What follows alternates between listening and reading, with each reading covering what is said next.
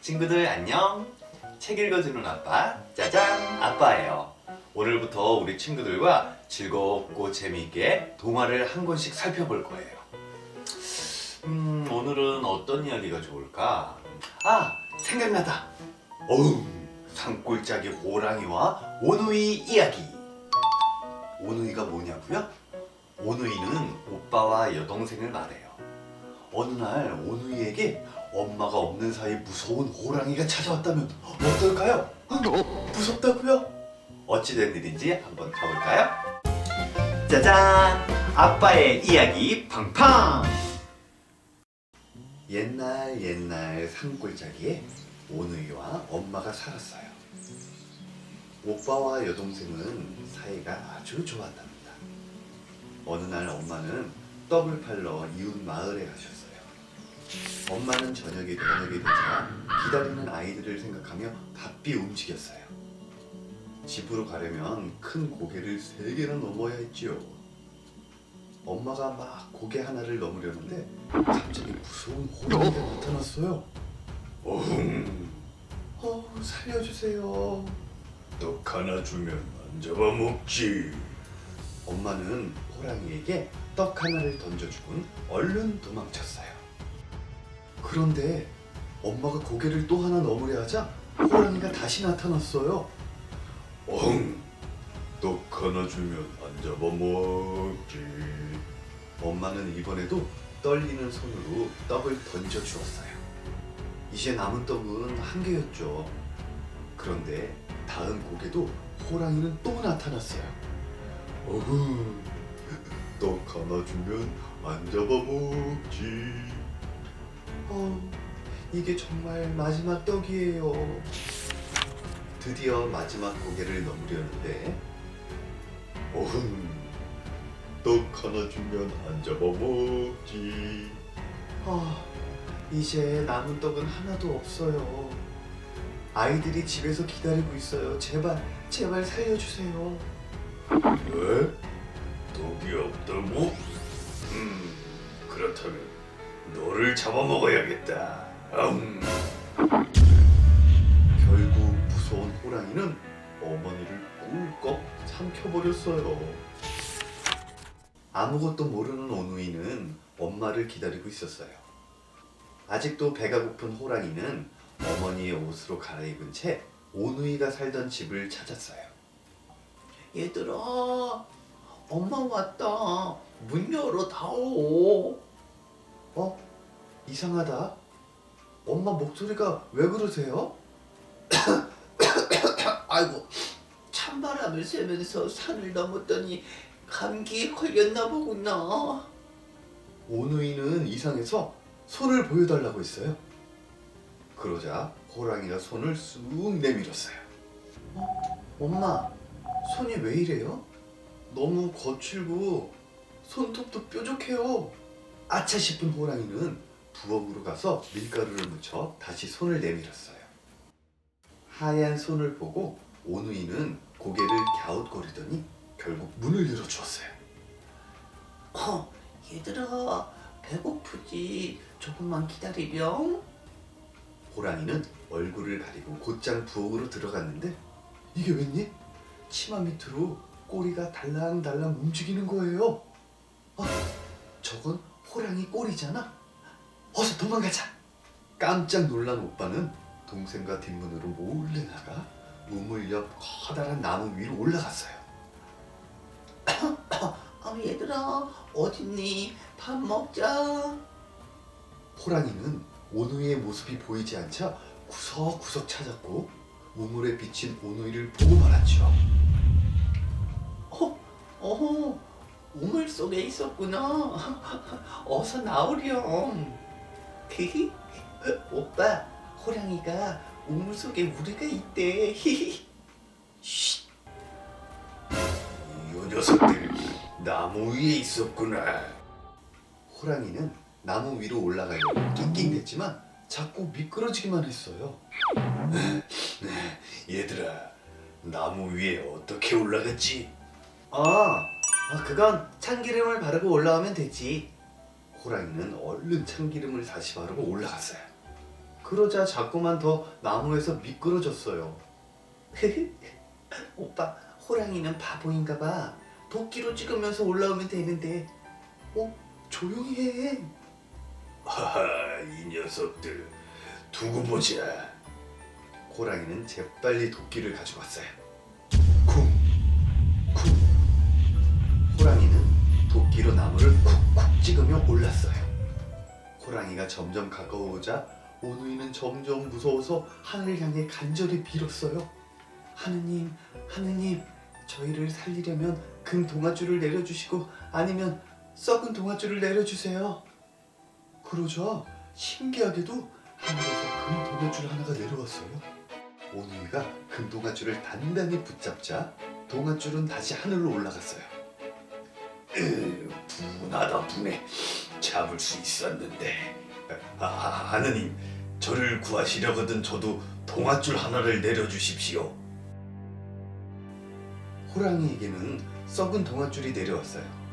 호랑이는 얼른 썩은 동아줄을 잡고 올라가다 그만 뚝 하고 떨어져 버렸어요. 결국 호랑이는 저 아래에 수수밭으로 떨어져 죽고 말았어요. 그런데 먼저 올라간 오누이는 어떻게 되었을까? 하늘나라로 갔을까? 아니면 다시 땅으로 떨어졌을까? 이건 아빠도 너무 궁금해. 하늘로 올라간 오누이는 해와 달이 되었어요. 동생이 어두운 밤을 무서워해서 오빠가 달이 되어 밤길을 비추고 동생은 해가 되어 밝은 햇살을 비추었대요.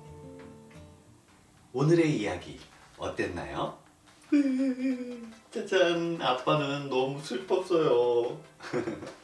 앞으로 반짝반짝 빛나는 햇님 달님을 보면 사이좋은 오누이가 생각날 것 같아요. 친구들, 혼자 있을 때는 모르는 사람 절대로 함부로 문 열어주면 안 돼요. 약속. 오늘의 이야기는 금도끼 은도끼예요. 착하고 열심히 사는 나무꾼과 욕심 많고 게으른 나무꾼 두 명이 산에서 깜짝 놀랄만한 경험을 했다고 하는데 과연 어떤 일이 벌어졌는지 한번 볼까요? 짜잔! 아빠의 이야기 팡팡! 옛날 깊은 산골에 마음씨 착한 나무꾼이 살았어요. 나무꾼은 너무 가난했지만 항상 웃는 얼굴로 열심히 나무를 베어 어머니를 정성껏 모시고 살았답니다. 마음은 또 어찌나 고운지 콩 한쪽도 없는 사람과 나누어 먹을 정도로 인정이 많아 사람들은 총각을 두고 모두 칭찬을 했어요. 그러던 어느 날 착한 나무꾼은 산에 나무를 하러 갔어요. 평소처럼 쇠도끼를 들고 영차 영차 열심히 나무를 베는데 그만 잘못해서 쇠도끼가 연못에 빠졌어요. 아이고 내 도끼.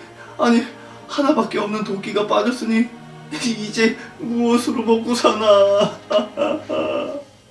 나무꾼은 엉엉 울었어요. 그때 연못이 흔들리더니 물속에서 누가 나타났어요. 바로 이 산을 지키는 산신령이었어요. 착한 나무꾼은 너무 겁이 나서 고개를 들지도 못하고 벌벌벌벌 떨었답니다. 고개를 들라. 나무꾼은 고개를 천천히 들었어요. 무슨 일이 있느냐? 예, 산신령님. 제 소중한 도끼를 연못에 빠뜨렸습니다. 그래서 울고 있느냐? 알았다. 네 도끼를 찾아올 테니 잠시 기다리거라. 그리고 산신령은 연못 속으로 들어갔어요. 잠시 후 산신령이 나타났어요. 손에는 반짝거리는 여러 개의 도끼가 있었어요. 이 금도끼가 네 도끼냐? 아닙니다. 그렇게 값비싼 도끼는 제 것이 아닙니다. 그럼 이 은도끼가 네 것이냐? 아닙니다. 그렇게 잘 만들어진 도끼도 제 것이 아닙니다. 그렇다면 이 쇠도끼가 네 것이냐? 아, 네, 맞습니다. 그 도끼가 바로 제 도끼예요. 정직한 젊은이로구나. 이 도끼를 모두 너에게 주마. 아닙니다. 모두 제 것이 아닌걸요. 사양 말거라. 이것으로 어머니를 잘 모시거라. 아이고, 산신령님, 감사합니다. 감사합니다. 착한 나무꾼은 집으로 돌아와 이 기쁜 소식을 어머니께 말씀드리고 금도끼, 은도끼 덕분에 부자가 되었어요. 그리고 더 이상 굶지 않고 어머니를 잘 모시고 어려운 이웃들을 도우며 행복하게 살았지요. 그 소식은 옆 마을까지 전해졌어요. 옆 마을에는 욕심쟁이 나무꾼이 살았어요. 욕심쟁이 나무꾼은 어린아이 입에 들어가는 떡도 제 입으로 뺏어 놓고 남의 집에 잘 자란 호박에도 말뚝을 박는 심술 맞고 못된 사람이었답니다. 그런데 욕심 많은 나무꾼의 귀에 이웃집 가난한 나무꾼의 소식이 들어갔어요. 욕심 많은 나무꾼은 너무 셈이 났어요. 아이고야 몰라. 아이고 배야. 나도 금도끼 은도끼 꼭 받아야지. 욕심쟁이 나무꾼은 가난한 나무꾼이 나무를 베던 그 숲으로 달려갔어요. 바로 이 연못이 그 연못이란 말이지. 그리고 일부러 쇠도끼를 연못으로 휙 던지고는 엎드려서 산신령이 듣기를 바라며 우는 척을 했죠. 아이고 이를 어쩌나, 내 도끼를 어쩌나. 잠시 후 안개가 끼더니 연못 속에서 산신령이 나타났어요. 무슨 일이냐? 아이고 산신령님, 제가 값비싸고 잘 만든 제 도끼를 빠뜨렸습니다요. 그래, 알겠다.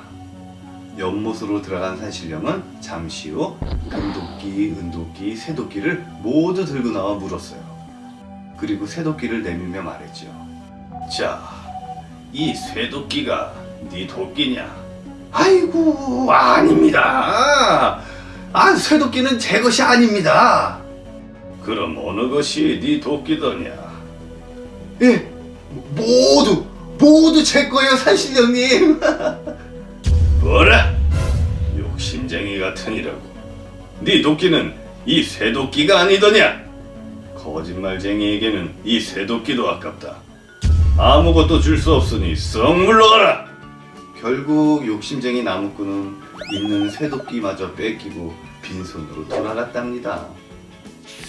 친구들, 어때요? 오늘의 동화 재밌었나요? 욕심쟁이 나무꾼이 정직했다면 복을 받았을 텐데 하는 생각이 드네요. 짜잔! 아빠의 오늘의 교훈. 착하고 정직하게 살자. 오늘은 빈둥빈둥 아무것도 안 하고 집에서 놀기만 하는 게으른 친구가 겪은 아주 놀라운 일을 이야기해 줄까 해요. 자, 들을 준비 됐나요? 그럼 아빠와 함께 짜잔! 아빠의 이야기 팡팡!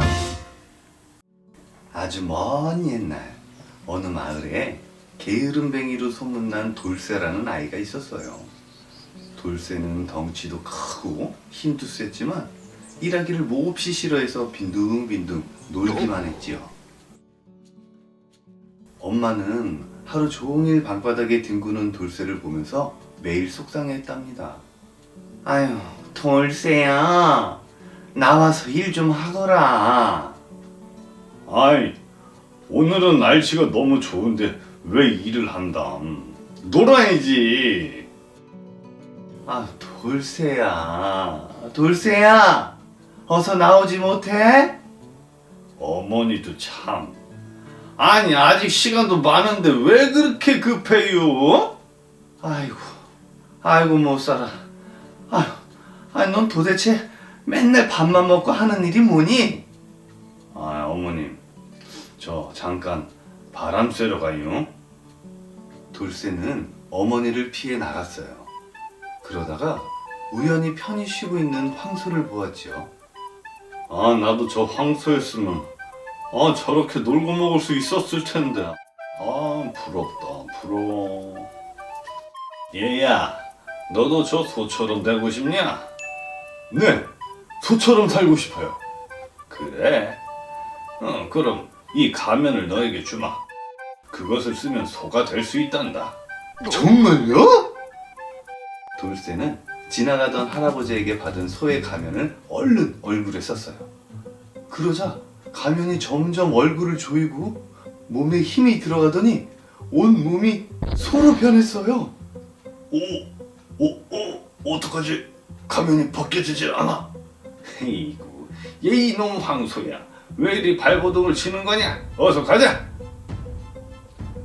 할아버지는 소로 변한 돌쇠를 끌고 어떤 농부에게 팔아버렸어요. 이보게, 이 소는 힘이 센 대신 물을 먹으면 죽는다네. 그러니 물을 먹지 못하게 하게. 에? 물을 먹으면 죽는다니.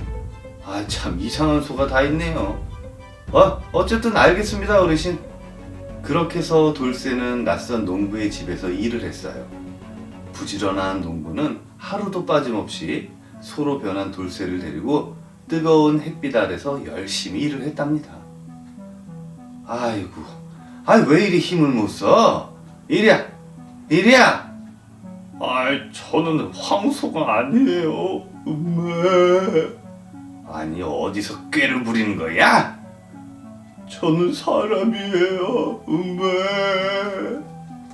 농부는 음메 소리만 듣고 아무것도 들을 수가 없었어요. 농부는 소가 울 때마다 일은 안 하고 울기만 한다고 엉덩이를 때렸어요. 돌쇠는 모든 걸 포기하고 열심히 일했어요. 밤이 되면 돌쇠는 밤새 눈물을 흘렸어요. 어머니도 집도 너무 보고 싶었어요. 그럴수록 가면을 준 할아버지가 너무 미워졌어요. 그러다 갑자기 할아버지의 말이 기억났어요. 내가 게으름만 피우지 않았다면 이렇게 소로 살지는 않았을 텐데. 차라리 이렇게 소로 사느니 차라리 물을 먹겠어. 에이. 어떡하죠? 할아버지가 물을 먹지 말라고 했는데 돌쇠가 물을 먹으려고 해요. 돌쇠가 물을 먹으면 어떤 일이 벌어질까요? 한번 같이 볼까요? 돌쇠야! 돌쇠는 무밭으로 달려가서 와작와작 물을 먹었어요. 그런데 물을 먹자 돌쇠의 몸이 다시 이상하게 근질근질하더니 사람으로 변했어요. 오, 세상에, 내가 다시 사람이 되었다. 야호! 야호! 돌쇠는 바로 집으로 달려갔어요. 그 후로 돌쇠는 두 번 다시 게으름을 피우지 않았대요. 그리고 부지런하고 착한 아들이 되었답니다. 친구들, 어때요? 재밌었나요? 우리 친구들 중에도 혹시 매일매일 늦잠을 자거나 숙제할 일을 뒤로 미루고 놀기만 하는 게으름뱅이는 없겠죠? 오늘 이 짜잔 아빠도 열심히 일하고 부지런히 사는 게 얼마나 중요한지 깨달았어요. 우리 친구들도 오늘 이 이야기처럼 부지런한 사람 되도록 약속! 아빠가 오늘은 귀여운 동물부터 보여줄게요. 어때요? 아기 돼지 너무 귀엽죠? 오늘 구독자 중에 백진우님이 신청해주신 아기돼지 삼형제를 준비해봤어요. 과연 우리 아기돼지 삼형제들에겐 어떤 일이 벌어질까요? 짜잔! 아빠의 이야기 팡팡! 옛날 아기돼지 삼형제가 살았어요. 첫째 돼지는 게을러서 잠만 자고, 둘째 돼지는 먹보여서 먹기만 했어요. 막내 돼지만 열심히 일을 했답니다. 어느 날 걱정이 된 엄마 아빠는 아기 돼지 삼형제를 불렀어요. 이제 너희들도 다 컸으니 저마다 나가서 집을 짓고 살아라. 숲속에 무서운 늑대가 살고 있으니 조심해야 한다. 게으른 첫째는 밀짚으로 집을 짓기 시작했어요. 집 짓느라 고생할 필요가 뭐 있어. 그냥 가벼운 짚으로 지으면 되지. 첫째는 순식간에 오두막 한 개를 짓고 해가 질 때까지 빈둥빈둥 놀았어요. 둘째는 나무로 집을 짓기로 했어요. 역시 집은 나무로 짓는 게 최고시오. 하지만 둘째는 열심히 하지 않고 뚝딱뚝딱 금방 집을 지었어요. 얼마나 대충 지었는지 하루 만에 집이 완성됐어요. 그리고는 또 먹기만 했어요. 영리한 막내는 튼튼한 벽돌집을 지었어요. 집은 튼튼한 벽돌로 지어야 해. 그래야 오래오래 살지. 히히. 막내는 벽돌로 벽난로도 만들고 굴뚝도 세웠어요. 튼튼한 호두나무로 대문도 만들었어요. 막내는 오랫동안 정성을 들여 집을 만들었답니다. 어느 날 늑대는 첫째 돼지네 집을 발견했어요. 늑대의 목소리를 들은 첫째 돼지는 벌벌 떨었어요. 아기 돼지야, 문 좀 열어줄래? 싫어요. 문을 열면 잡아먹을 거잖아요. 이까진 밀집으로 지은 집. 내가 숨 한번 크게 쉬면 날아갈 텐데. 늑대가 배에 힘을 잔뜩 주었어요.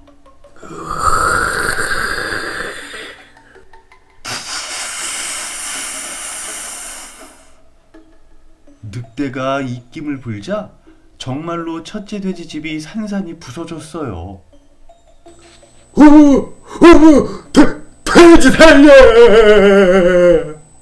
첫째 돼지는 걸음아 나 살려라 하며 둘째 돼지네 집으로 재빠르게 도망쳤어요. 둘째야, 문 열어. 늑대가 오고 있어. 둘째 돼지는 얼른 문을 열었어요. 뒤쫓아온 늑대는 큰 소리로 외쳤어요. 당장 문 열어. 안 그러면 가만두지 않을 거야. 걱정하지 마죠. 나무집이라 끄떡 없을 것이오. 화가 난 늑대는 이번에 더 큰 숨을 내뿜었어요.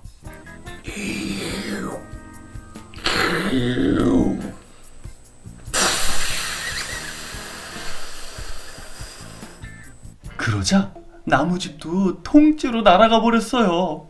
우와, 돼지 살리지요. 꿀꿀. 첫째와 둘째는 허겁지겁 막내 집으로 도망갔어요. 늑대는 화가 나서 무섭게 따라왔어요. 잠깐, 배고픈 늑대가 화가 나서 막내 집까지 쫓아왔어요. 과연 막내가 지은 벽돌집은 무사할까요?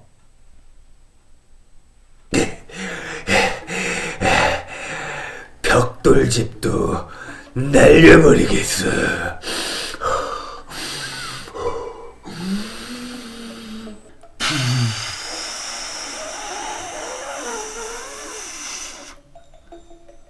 하지만 벽돌집은 끄떡 없었어요. 하루 종일 입김을 계속 세게 불었던 늑대는 힘이 다 빠지고 말았어요. 그렇다면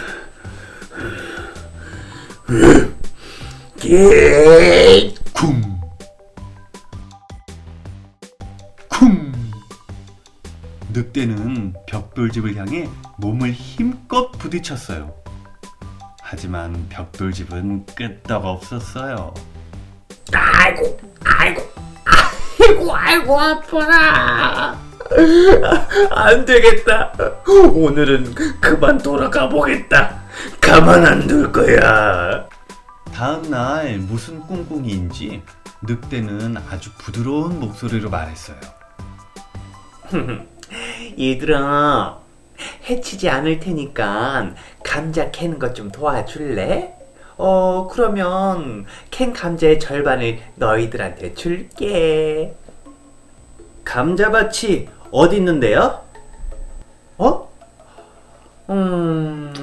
그건 비밀인데.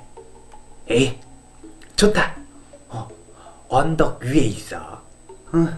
좋아요. 내일 아침 8시에 감자밭에서 만나요. 늑대가 돌아가자 막내 돼지는 형들을 데리고 곧장 감자밭으로 가서 감자를 한 바구니를 캐왔어요. 다음 날 늑대가 막내 돼지 집으로 와서 투덜거렸어요. 돼지님들, 약속을 잊으셨나? 8시가 넘었잖아. 어쩌나. 우린 감자로 아침을 먹고 있는데. 돼지는 못 잡고 감자만 뺏긴 늑대는 너무 화가 났지만 참으며 말했어요. 그럼 너희는 사과를 따러 가자. 좋아요. 그럼 저녁 6시에 봐요. 내일은 내가 먼저 기다려야지. 아우. 아기 돼지들은 이번엔 더 빨리 사과밭으로 가서 배불리 먹었답니다. 그때 늑대가 씩씩거리면서 달려왔어요. 늑대 아저씨, 배가 고프죠? 그래, 너희들을 당장 먹어야 할 만큼 배가 고프다. 늑대는 아기 돼지들을 정신없이 잡으러 다녔어요. 아기 돼지들은 사과를 마구 늑대에게 던졌어요. 사과 폭탄 퍼드르 퍼드르. 오늘은 니놈들을 꼭 잡아먹고 말겠다.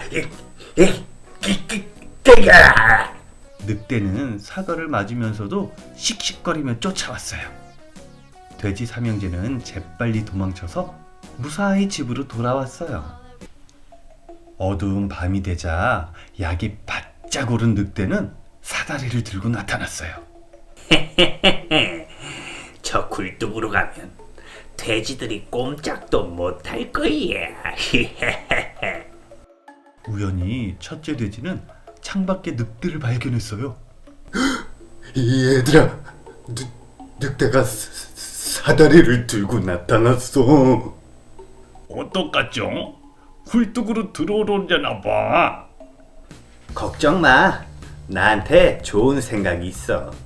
막내는 장작을 꺼내 벽난로에 넣고 불을 지폈어요. 그리고 솥을 장작 위에 올리고 물을 끓였어요. 물이 펄펄 끓기 시작하자 막내 돼지가 말했어요. 형들, 우린 이제 천천히 기다리면 돼. 붕덩. 잠시 후 늑대가 굴뚝으로 내려오다가 끓는 물속에 빠지는 소리가 났어요.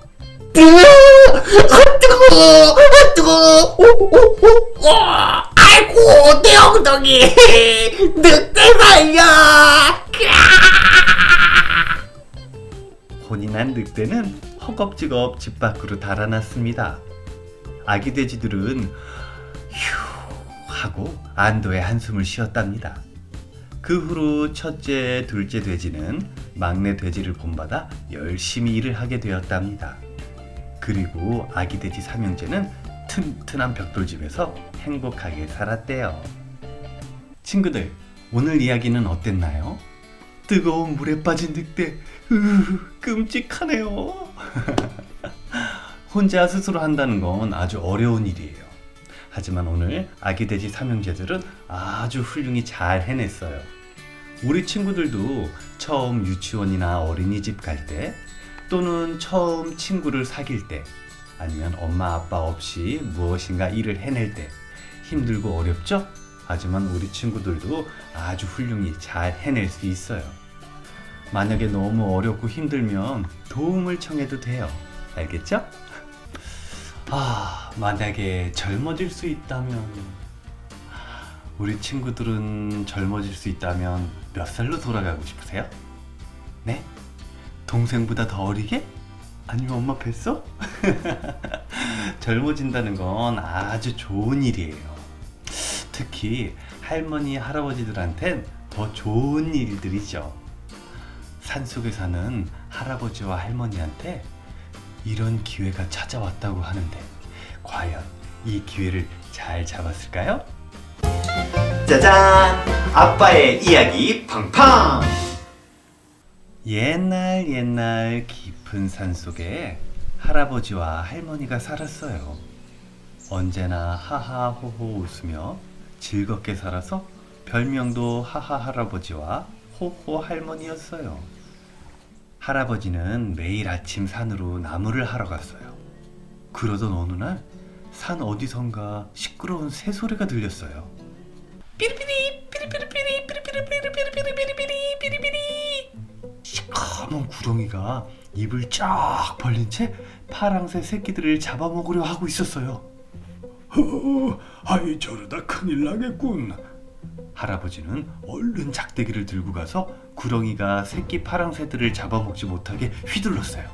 헤이 이 녀석 저리 가거라. 이 그러자 구렁이가 긴 혓바닥을 날름거리며 할아버지를 노려보는 게 아니겠어요? 할아버지는 작대기를 더 세게 휘둘렀어요. 그랬더니 구렁이가 나무 위에서 뚝 떨어져 스르르르 사라져 버렸어요. 피리피리 삐삐삐삐삐삐삐삐리. 그 모습을 계속 지켜보던 어미 파랑새가 할아버지의 머리 위를 빙빙 돌며 아름다운 소리를 냈어요. 그런데 갑자기 어미 파랑새가 할아버지의 수건을 들고 날아갔어요. 호호 이 녀석아 수건은 돌로 주렴. 할아버지는 파랑새를 따라 자꾸 산속으로 들어갔어요. 파랑새는 작은 옹달샘 옆에 수건을 내려놓고 날아가 버렸어요.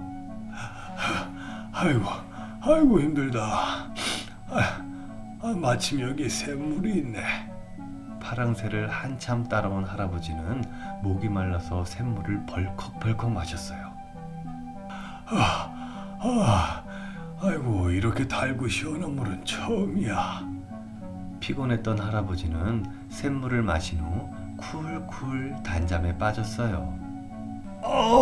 잘 잤다. 잠에 깬 할아버지는 샘물에 비친 자신의 모습을 보고 깜짝 놀랐어요. 아니, 이럴 수가? 내가 젊어졌어.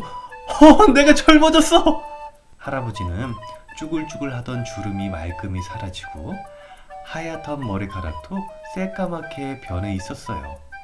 젊어진 모습에 너무 놀라 기뻤던 할아버지는 집으로 단숨에 달려갔어요.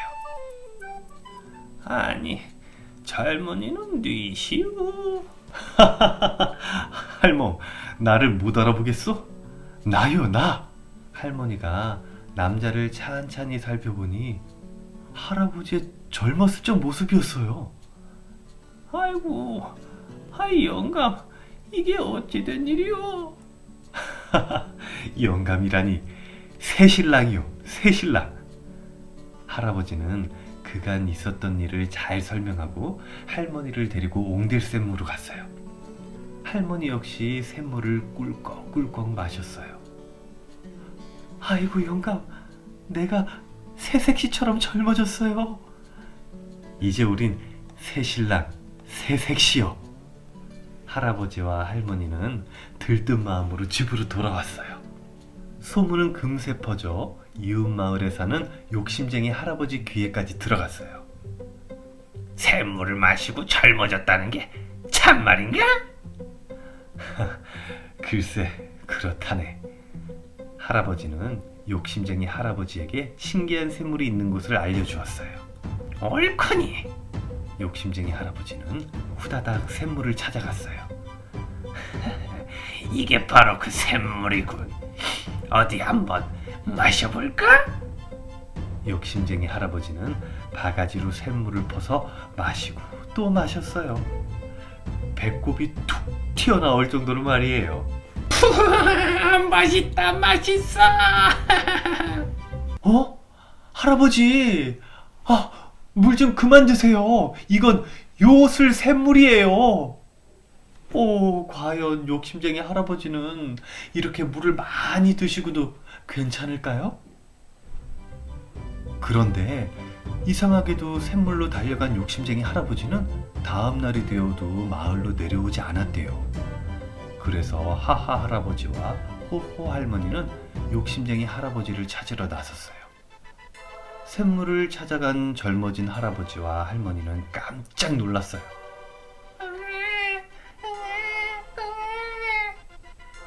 아니, 웬 아이가?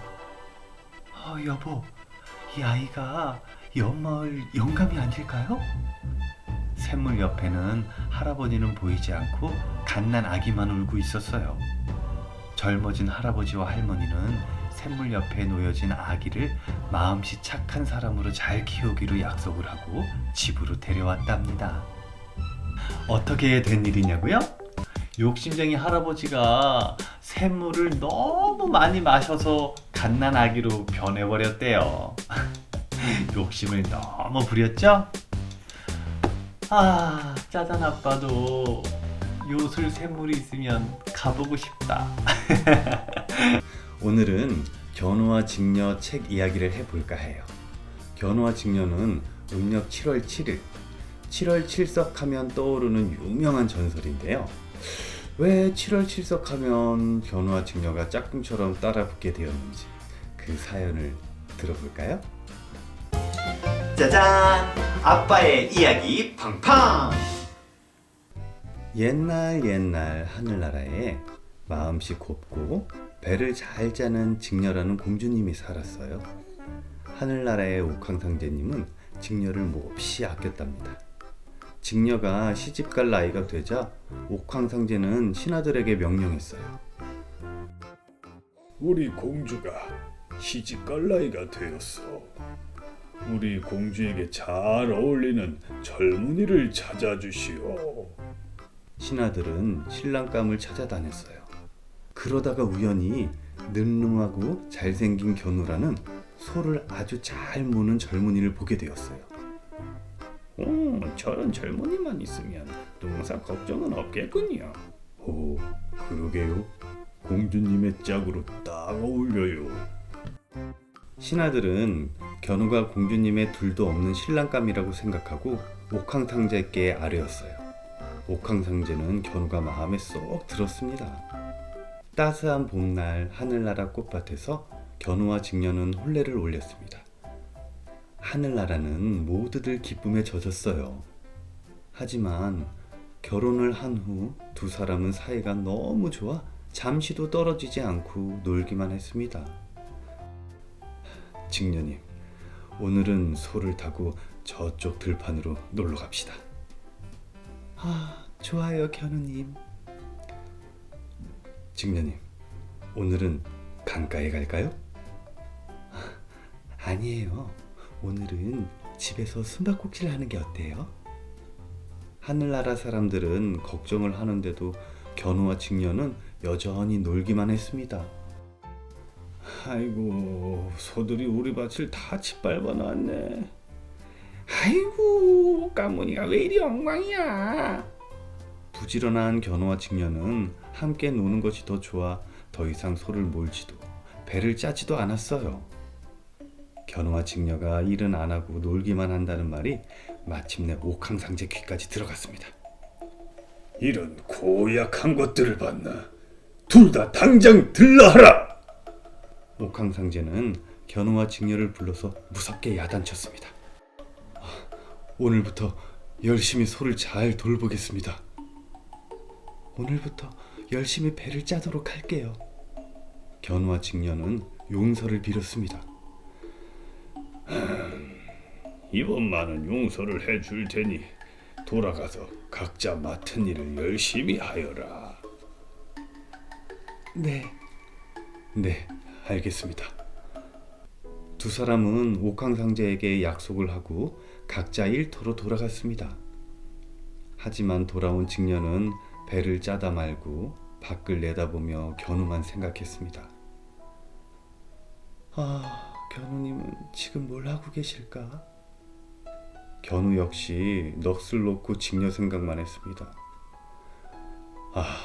직녀님은 어떻게 지내고 계실까? 이 모습을 지켜본 옥황상제는 더욱 화가 났어요.